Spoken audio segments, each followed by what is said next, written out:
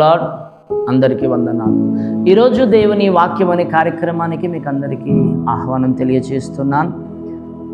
మొదటి కొరింథీయులకు రాసినటువంటి పత్రిక 2వ అధ్యాయము 9వ వచనాన్ని చదువుకుందాం. ఇందును గూర్చి దేవుడు తన్ను ప్రేమించు వారి కొరకు ఏమి సిద్ధపరచెనో అవి కంటికి కనబడలేదు, చెవికి వినబడలేదు, మనుష్య హృదయమునకు గోచారము కాలేదు అని వ్రాయబడి ఉన్నది. చూడండి ప్రియులారా, ఇక్కడ ఒక చక్కటి విషయాన్ని అపోస్తలుడైనటువంటి పౌలు మనకు తెలియచేస్తూ ఉన్నాడు. ఆయన తెలియచేస్తున్నటువంటి మాట ఏమిటంటే, దేవుణ్ణి ప్రేమించే వారికట, దేవుని ప్రేమించేవారికట. దేవుని ప్రేమించేవారు ఎవరు అనంటే, సమస్తమును పెంటతో సమానముగా ఎంచుకొని ఆయనే తప్ప ఇంక నాకెవరు లేరు అని మొదటి స్థానము తల్లిదండ్రులకు, భార్యకు, భర్తకు, ఉద్యోగానికి, వ్యాపారాలకు దేనికి ఇవ్వకుండా మొదటి స్థానము ఆయనకిచ్చి, మొట్టమొదటి ప్రాధాన్యత ఆయనకిచ్చి, ఆయన కొరకు ప్రాణాలు పెట్టేవాడు ఆయనను ప్రేమించేవాడు, ఆయన కొరకు జీవించేవాడు ఆయనను ప్రేమించేవాడు, ఆయన కొరకు ఏదైనా వదులుకోవడానికి సిద్ధపడిన వాడు, ఆయన కొరకు ప్రాణాలు పెట్టడానికైనా సిద్ధపడిన వాడు, ఆయన కొరకు ఏ త్యాగం చేయడానికైనా సిద్ధపడేవాడు ఆయనను ప్రేమించేవాడు. ఆ విధముగా ఆయనను ప్రేమించే వారి కొరకట దేవుడు ఏమేమి సిద్ధపరిచాడో, ఏమేమి ఏర్పాట్లు చేశాడో అవి కంటికి కనిపించవట, చెవికి వినిపించు అని వాక్యం సెలవిస్తుంది. పరిశుద్ధ గ్రంథంలో గమనిస్తే ప్రియులారా, లోక సువార్త 7వ అధ్యాయము 47వ వచనములో అక్కడ వ్రాయబడిన మాటలు ఏమిటంటే, చాలా చక్కగా యేసుక్రీస్తు వారు తెలియజేస్తున్నాడు. ఈమె నన్ను విస్తారముగా ప్రేమించను గనుక ఆమె పాపములన్నీ క్షమించబడ్డది అని అంటాడు. అయితే కింది వచనాల్లో కూడా మనం గమనిస్తే వాక్యం సెలవిస్తున్నది, ఎంత ఎక్కువగా ప్రేమించిన వాని పాపాలు అంత ఎక్కువగా క్షమించబడతాయట, ఎంత తక్కువగా ప్రేమించే వానికి అంత నిలిచి ఉంటాయట. కనుక ప్రియమైనటువంటి వారులారా, మొట్టమొదటిగా మనము దేవుని యొక్క ఉన్నతమైనటువంటి దీవెనలు, ఆశీర్వాదాలు మనం పొందుకోవాలంటే దేవుని ఎక్కువగా ప్రేమించే వారిమై ఉండాలి, దేవుని ఎక్కువగా ఆరాధించే వారిమై ఉండాలి, దేవుని ఎక్కువగా గణపరచే వారిమై ఉండాలి. దేవునికి స్తోత్రం కలుగును గాక. హల్లెలూయా. అయితే ఇక్కడ వ్రాయబడిన మాట ఏమిటంటే, కంటికి కనబడవు, చెవికి వినబడవట. ఏంటివి కంటికి కనపడవు, చెవికి వినిపించవు అంటే, దేవుడు మన జీవితాల్లో చేసే అద్భుతాలు, ఆశ్చర్యమైన కార్యాలు, మన కొరకు ఏమేమి సిద్ధం చేశాడో, ఏమేమి ఏర్పాట్లు చేశాడో అవి కంటికి కనిపించవు, చెవికి వినిపించవు. చూడండి ప్రియులారా, ఉదాహరణకు ఒక కుటుంబం ఉందనుకోండి. ఆ కుటుంబంలో ఉన్నటువంటి ఆ కుటుంబ యజమానుడు పిల్లలకి, ఇంట్లో ఉన్నటువంటి భార్యకు గాను, తల్లిదండ్రులకు గాను ఉద్యోగం నిమిత్తమో బయటికి, ఊరికో లేదా ఏదో ఒక పని మీద బయటికి వెళ్తున్నారు. వెళ్ళేటప్పుడు నేను వెళ్తున్నానని చెప్పి అందరికీ బాయ్ అని చెప్పి వెళ్ళిపోతారు. పిల్లలకి మంచిగా జాగ్రత్త, స్కూల్కి వెళ్ళండి, నేను వచ్చేటప్పుడు మీకు ఏమైనా తీసుకొని వస్తానని చెప్తారు, వెళ్ళిపోతారు. కానీ వచ్చేటప్పుడు ఆయన ఏం తీసుకొస్తాడో వీళ్ళకు తెలియదు. వీళ్ళు అడగడానికి మాత్రం అడుగుతూనే ఉంటారు, కానీ ఏది ఇవ్వాలో, ఏమి ఇవ్వాలో, ఎప్పుడు ఇవ్వాలో ఆ తండ్రికి తెలుసు కనుక ఆ తెచ్చేటువంటివి తీసుకొచ్చినప్పుడు అద్భుతంగా ఇంట్లో వాళ్ళందరూ కూడా సంతోషిస్తారు. అది విషయాన్ని కీర్తనల 31వ అధ్యాయము 19వ వచనంలో లేఖన విధంగా సెలవిస్తుంది. నీ యందు భయభక్తులు గల వారి నిమిత్తము నీవు దాచి ఉంచిన మేలు ఎంతో గొప్పది, గొప్పది, గొప్పది. దాచి ఉంచిన మేలు అని మనం చూస్తూ ఉన్నాం. ఏ మేలట అది? దాచి ఉంచిందట. దాచి ఉంచింది ఎవరికైనా కనిపిస్తుందా? దాచిపెట్టుకున్నది ఏమైనా కనిపిస్తుందా? చూడండి ప్రియులారా, నా చేతుల్లో ఏముందనంటే మీరు ఎవరేం చెప్పలేరు, ఎందుకంటే నేను పిడికిలి బిగించి వేసి పెట్టుకున్నా. నా జోబులో ఏముందనంటే మీరేం చెప్పలేరు, మీరు చూడలేరు, మీకు తెలియదు. ఆ విధంగానే లేఖనం సెలవిస్తున్నది, నీ కొరకు ఎన్నో మేలులు, ఎన్నో దీవెనలు, ఎన్నో ఆశీర్వాదాలు దాచబడి ఉన్నవి. ఆయన యందు భయభక్తులు వారి కొరకు అవి దాచి ఉంచిన మేలులు ఎంతో గొప్పది, విలువైనదట, విలువైనదట. ఇలా చూడండి, మత్తయి సువార్త 13వ అధ్యాయము, మత్తయి సువార్త 13వ అధ్యాయము 11వ వచనం చూడండి. పరలోక రాజ్య మర్మములు ఎరుగుట మీకు అనుగ్రహింపబడినది కానీ వారికి అనుగ్రహింపబడలేదు. పరలోక రాజ్య మర్మము అని వాక్యం సెలవిస్తుంది. ఇక్కడ మర్మం అంటే ఏమిటి? తెలియని విషయాలు, రహస్యమైన విషయాలు మీరు తెలుసుకోగలుగుతారు. మీ కంటికి కనిపించవు కానీ అవి మీరు తెలుసుకోగలుగుతారు. మీ చెవులకు వినిపించవు కానీ అవి తెలుసుకోగలుగుతారు.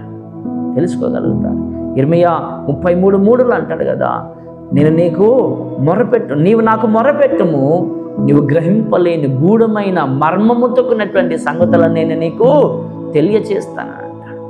మర్మములు, గూఢమైనవి, అర్థము కానివి, రహస్యమైనవి, దాచబడినవి అన్నిటినీ నీకు బయలుపరుస్తాను అంటాడు.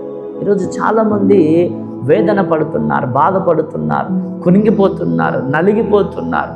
రకరకాల సమస్యలను బట్టి, ఇరుకులు ఇబ్బందులను బట్టి వేదన పడుతున్నారు. ఎందుకనంటే వారి జీవితంలో ఎదురవుతున్న పోరాటాలను బట్టి, వారి పరిస్థితి వారికి అర్థం కాని విధానాన్ని బట్టి నా కంటికి మార్గానికి కనిపించట్లేదు, బాగుపడతాననేటువంటి ఆ స్వరము నా చెవులకు వినిపించబడలేదని ఎన్నో కుటుంబాలు ఎన్నో రకాలుగా వేదన పడుతూ ఉన్నాయి.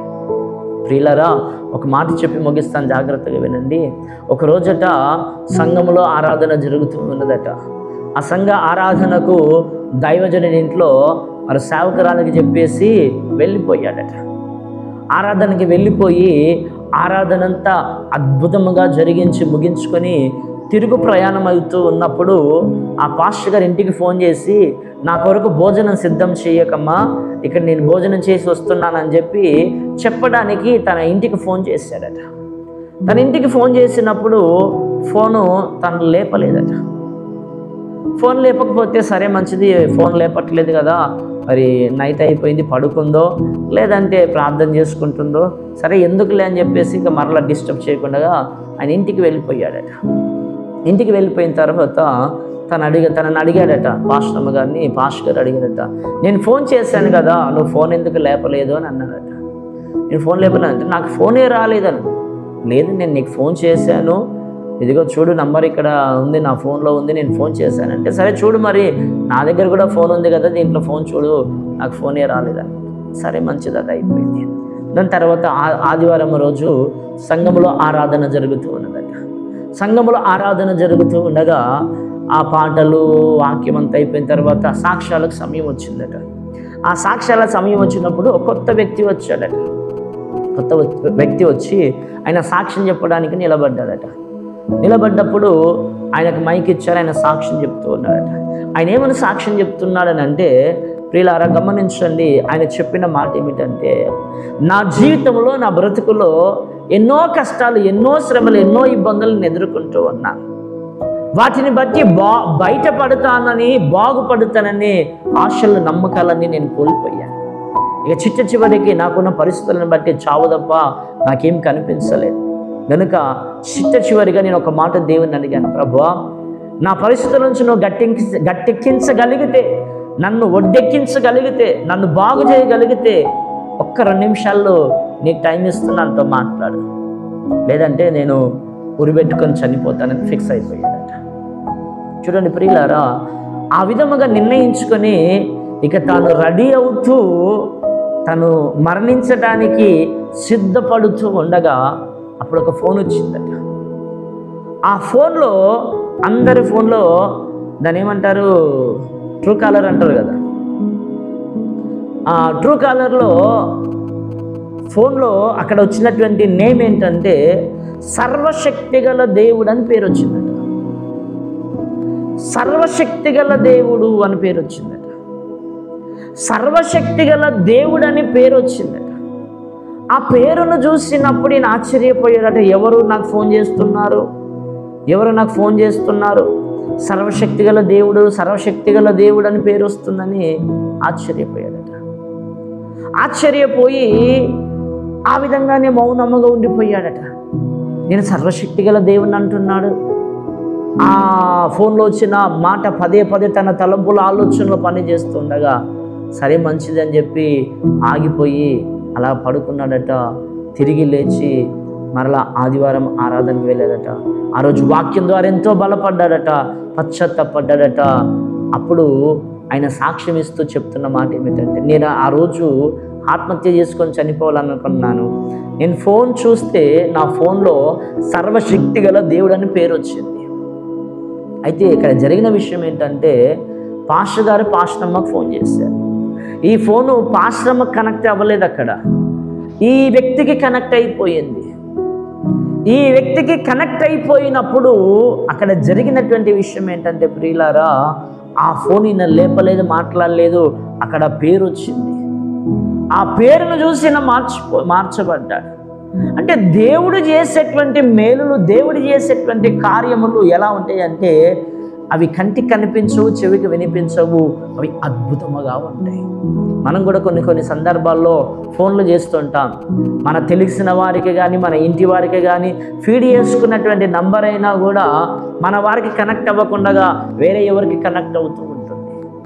అలా ఈయనకు కనెక్ట్ అయిపోయినప్పుడు, ఆ ఫోన్ అక్కడ పోయినప్పుడు ఒక ప్రాణాన్ని కాపాడింది. కనుక దేవుడు చేసే మేలులు, దేవుడు చేసే ఆశ్చర్య కార్యములు ఏవైనాను కంటికి కనిపించవు, చెవికి వినిపించవు.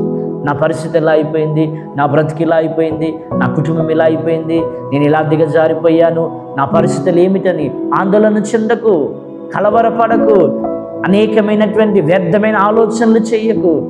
దేవుని సన్నిధిలో మొరపెట్టు, ఆయన బయలుపరుస్తాడు. లేదంటే ఏదో ఒక దినం నీకు ఖచ్చితంగా చేస్తాడు. నువ్వు ఎక్కువగా ఆయన మొదటికి స్థానం ఇచ్చి ఎక్కువగా ఆయనను ప్రేమించు, నీ జీవితంలో గొప్ప కార్యాలను చేస్తాడు. చూడండి ప్రియులారా, యెషయా ప్రవచన గ్రంథము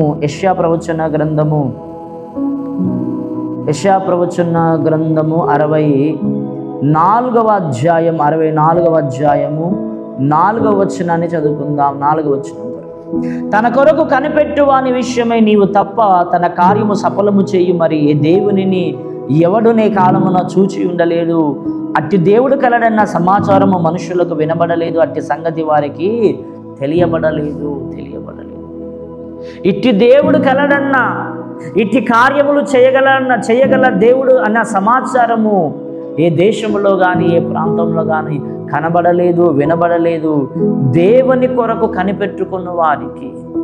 కనుక ప్రియులారా, వాక్యం సెలవిస్తుంది, యెహోవా మర్మము గొప్పదై ఉన్నది. తన భక్తులకు ఆయనకు తెలియజేస్తాడు, తను ప్రేమించే వారికి ఆయన సహాయం చేస్తాడు. నేను ఇందాక చిన్న ఉపమానం చెప్పాను కదా, ఆ ఉపమానములో ఎన్నో విధాలుగా ప్రయాసపడ్డాడు, దేవుని కొరకు ఎంతగానో ఎదురు చూస్తాడు. కానీ ఆ మనుషుడు చనిపోవటం దేవుని ఇష్టం కాదు.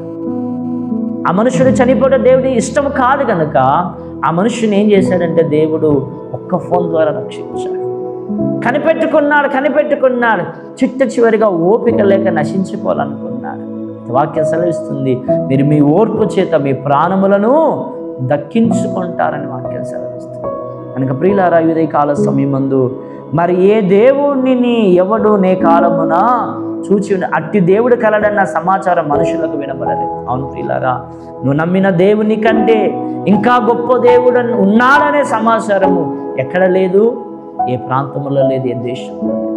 నమ్మిన దేవుడు నిజమైన దేవుడు, సకల సృష్టికి నిర్మాణకుడు, భూమి నుంచి పరలోకానికి తీసుకుపోయేటువంటి నిత్య జీవం అనేటువంటి పరలోకాన్ని ఇచ్చేటువంటి దేవాది దేవుడు, నీ కొరకు ప్రాణం పెట్టి రక్తాన్ని దారిపోసి సజీవుడైన దేవుడు, ఆయన తప్ప వేరొక దేవుడు లేడు.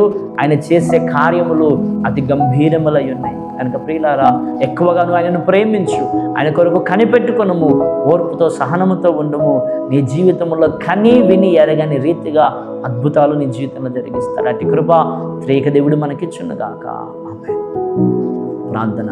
పరిశుద్ధుడ మహోన్నతుడ, నీకు వందనాలు. ఈ నీ మాటలు నాలో మాలో మా అందరిలో మీరు ఫలింపజేసి దీవించి ఆశీర్వదించి వద్దలజేసి మహిమ ఘనత ప్రభావాలు మీరు పొందుకుని మిమ్మల్ని తగ్గించుకొని నీ పాదాలను ఇచ్చిస్తూ క్రీస్తు యేసునామమున పెట్టి వేడుకుంటున్నాం తండ్రి. ఆమేన్.